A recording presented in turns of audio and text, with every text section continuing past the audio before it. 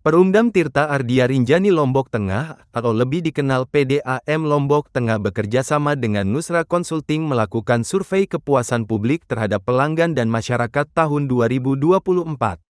Survei kepuasan publik ini menjadi agenda rutin yang nantinya dijadikan indikator sebagai evaluasi untuk peningkatan pelayanan pada tahun 2025. Direktur Utama PDAM Lombok Tengah, Bambang Supratomo, mengatakan, survei kepuasan pelanggan menjadi salah satu saran dari pembina PDAM Lombok Tengah. BPKP juga telah menyarankan kepada semua BUMD agar setiap tahun diagendakan survei kepuasan pelanggan. Survei ini menjadi agenda rutin dari PDAM Lombok Tengah. Dikatakannya, survei ini sebagai fungsi untuk mengukur bagaimana kondisi-kondisi di pelanggan dan masyarakat terkait dengan banyak hal. Dikatakan Bambang, kalau tidak ada pihaknya tidak bisa mengukur.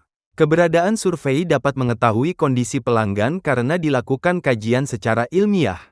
Menurutnya, lembaga survei juga tidak sembarang mengeluarkan hasil survei dan memiliki metodologi sendiri. Referensi dari hasil survei selanjutnya bisa digunakan untuk peningkatan pelayanan dan evaluasi pada tahun berikutnya agar menjadi semakin baik. Wakil Ketua Perpamsi NTB ini menjelaskan, pihaknya hampir setiap tahun melakukan survei. Pihaknya hingga saat ini belum menerima hasil survei secara formil, hanya mendapatkan secara lisan saja. Dari aspek penilaian, sejak tahun lalu pelayanan PDAM sudah cukup puas dengan skor 80 sekian. Namun menurut Bambang, kepuasan tersebut terdapat penjabarannya dari aspek apa?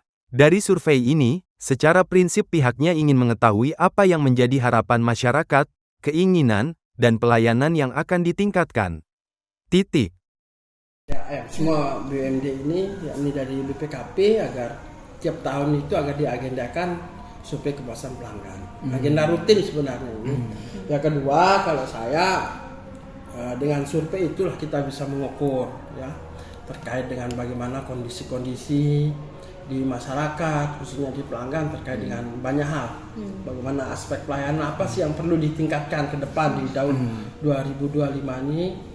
Dari sisi aspek apa, misalnya apa yang menjadi paling mendasar. Jadi ini misalnya terkait dengan keluhan terkait dengan bagaimana pegawai mungkin, atau terkait dengan pelayanan mungkin secara teknis dan lain sebagainya. Kita ini perlu mengukur semua ini, karena kalau tidak ada survei kita tidak bisa mengukur. Nah, ini kan dengan adanya survei yang tentu dengan